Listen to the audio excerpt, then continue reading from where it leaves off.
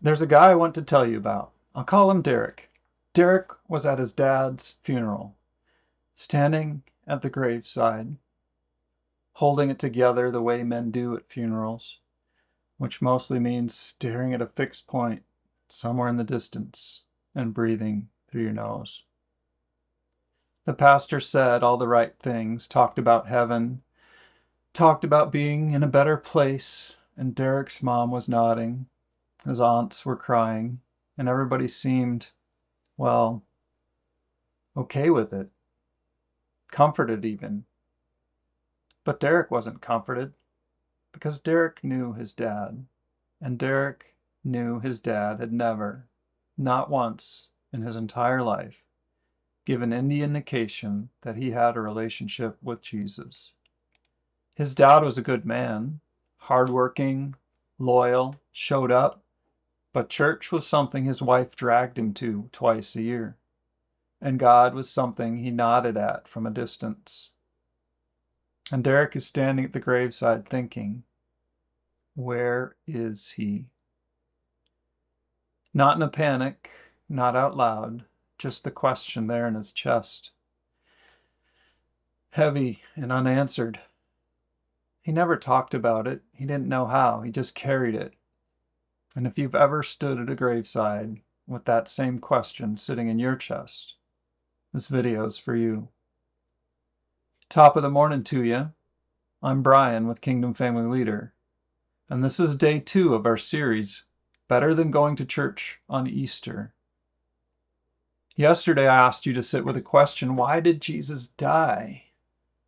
Today we're going somewhere that might be uncomfortable, but I think it's one of the most important things skipped over every single Easter. We're talking about what's actually at stake. Here's something I realized not that long ago, and honestly, almost embarrassed it took me this long to think it through clearly. I'd been operating with this vague assumption in the back of my mind, like, yes, there's a heaven, yes, there's a hell, but hell is temporary maybe? Or people just kind of cease to exist eventually? Like God wouldn't really let eternal suffering go on forever. At some point, he just turns the lights off. That's called annihilationism or nihilism, the belief that the unsaved eventually cease to exist rather than suffer eternally. And I wasn't even conscious of holding that belief. It was just the comfortable default I never examined. I was going to heaven. And then one day, I thought about it.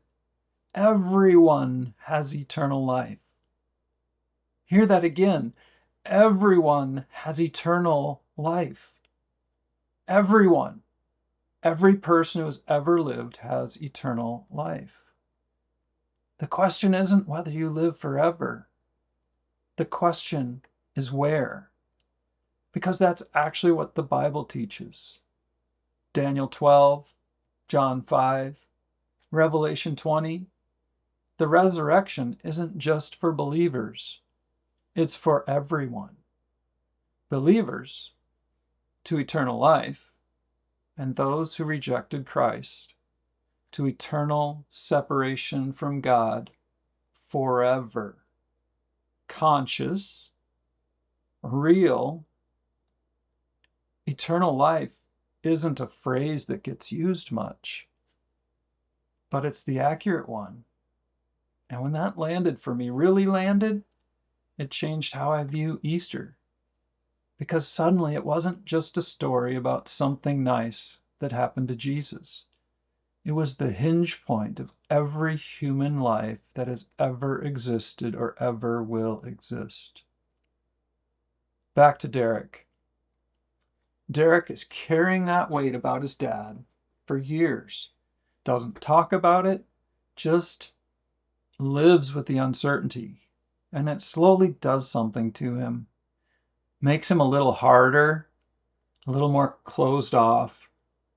Because if the stakes are that high and there's nothing you can do about it, after the fact, the safest thing to do is just not think about it too much. A lot of men live there, in that place of not thinking about it too much. But here's what Derek didn't know, and what a lot of us don't fully reckon with.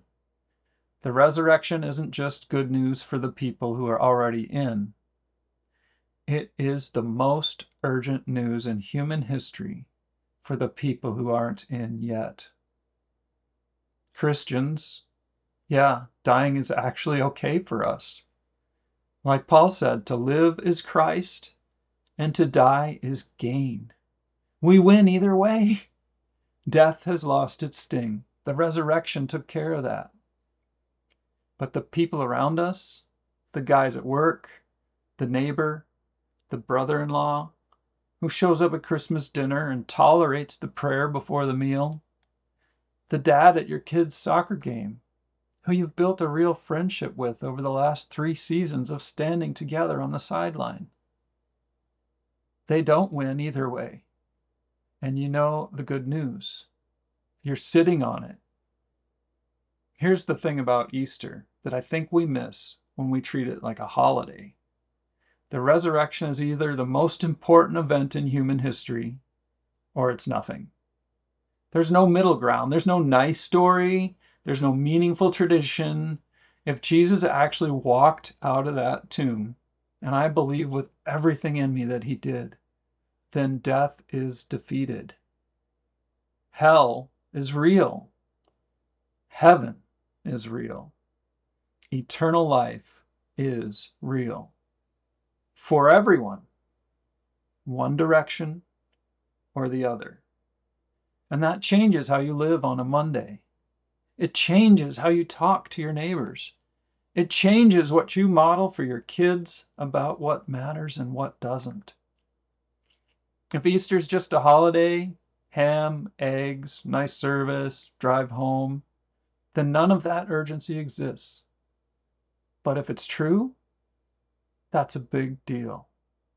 That's a huge deal. So today I want to build on yesterday's question with one more. Yesterday, why did Jesus die?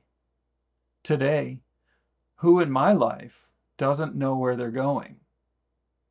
Not to guilt trip yourself, not to manufacture urgency out of fear. Just sit with the reality that eternal life is not optional. Everyone has it. And the people you love, the people you do life with, are headed somewhere. That's not a reason to panic. It's a reason to care deeply, intentionally. And over the next 7 days, we're going to talk about some very specific, very practical ways to do something about that. Tomorrow, we're actually going to slow down and look at what happened that morning. The Easter story itself. Not the holiday version, the real one. The one that should make you stop. You be blessed.